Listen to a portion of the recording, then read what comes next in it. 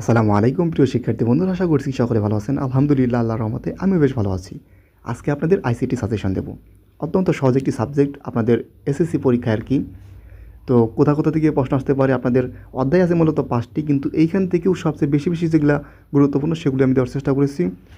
তো ভিডিও শুরুতে একটা অনুরোধ করবো, আমাদের চ্যানেলে যারা নতুন তারা অবশ্যই আমাদের চ্যানেলটি সাবস্ক্রাইব করে পাশে বেল আইকনটি বাজিয়ে দেবেন, কারণ এই চ্যানেলটি কিন্তু আপনাদের জন্যই কিন্তু এই চ্যানেলটি।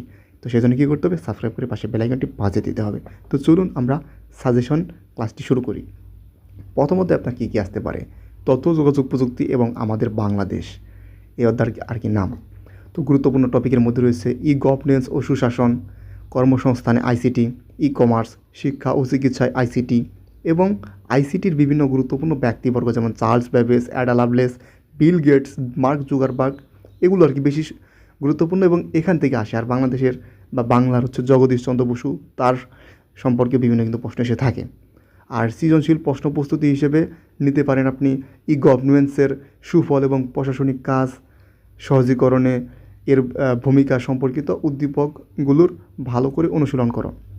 তো ই গভর্নেন্স সম্পর্কে শিখতে পারেন, আর আইসিটি, ই কমার্স, এগুলো সম্পর্কে আপনি শিখতে পারেন। এগুলো আর কি আপনার প্রশ্নে আসতে পারে।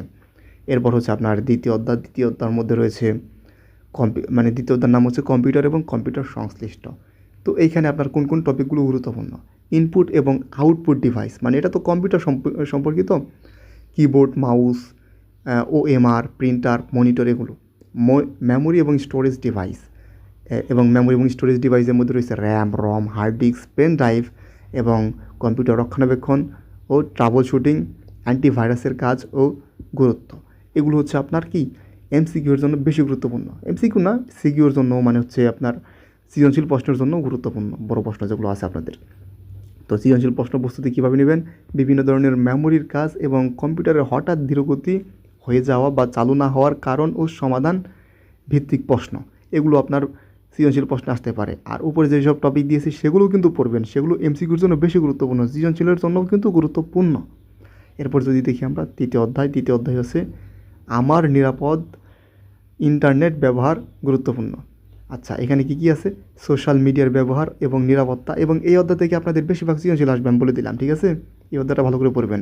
পাসওয়ার্ডের গোপনীয়তা, সাইবার বুলিং ও এর প্রতিকার, ইন্টারনেটে আসক্তি এবং কম্পিউটারে ক্ষতিকর সফটওয়্যার বা ম্যালওয়্যার, যেমন হচ্ছে ভাইরাস, ওয়ার্ম বা ট্রোজান হর্স, এগুলো কিন্তু পরীক্ষায় এসে থাকে অনেক সময়। আর সৃজনশীলের জন্য তো বললামই, এই অধ্যায় থেকে অনেক সময় সাইবার নিয়ে অনেক সময় আসে, চুরি নিয়ে আসে, ইন্টারনেটে বিভিন্ন তথ্য চুরি হয়ে যায়, এসব সম্পর্কে আমরা সচেতন হতে পারি কীভাবে, বা সমাধান করতে পারি কীভাবে, প্রতিরোধ করতে পারি কীভাবে, এসব নিয়ে কিন্তু প্রশ্ন এসেই থাকে। এই জন্যে কিন্তু সৃজনশীলের জন্য এগুলো ভালো করে কিন্তু কী করবেন, পড়ে নেবেন। এরপর যদি আমরা দেখি সর্বশেষ চতুর্থ অধ্যায়টা পড়লে আপনার জাস্ট এখান থেকে আপনার প্রশ্ন আসবে, মোটামুটি এখান থেকে পড়লেই হবে। তো চতুর্থ অধ্যায় আমার লেখালেখির হিসাব এবং প্রেজেন্টেশন গুরুত্বপূর্ণ। টপিক হিসেবে রয়েছে মাইক্রোসফট ওয়ার্ড, ফন্ট পরিবর্তন, এডিটিং, টেবিল তৈরি এবং ছবি যুক্ত করা, এগুলো স্প্রেডশিট বা এক্সেল, যেটা যোগ বিয়োগ, গড়, পার্সেন্টেজ ও সূত্র প্রয়োগের হিসাব হিসেবে ব্যবহৃত হতে পারে, এবং পাওয়ার পয়েন্ট প্রেজেন্টেশন, স্লাইড তৈরি, এটাও গুরুত্বপূর্ণ। সৃজনশীল প্রশ্ন প্রস্তুতি, স্প্রেডশিটের সাহায্যে কোনো প্রতিষ্ঠানের বেতন বা পরীক্ষার ফলাফল প্রস্তুত করার গাণিতিক সমস্যা ও লজিক্যাল সেল রেফারেন্স, মোটামুটি আর কি আপনাদের আইসিটি সাজেশন। এগুলো পড়লে আশা করছি এখান থেকে আপনারা কমন পাবেন। তো আশা করছি ভিডিওটি ভালো লেগেছে, ভালো লাগলে অবশ্যই আমাদের চ্যানেলটি সাবস্ক্রাইব করে পাশে বেল আইকনটি বাজিয়ে দেবেন এবং আপনাদের বন্ধুদের মাঝে আমাদের চ্যানেলটি ছড়িয়ে দেবেন। সকলে ভালো থাকবেন, সুস্থ থাকবেন। আসসালামু আলাইকুম।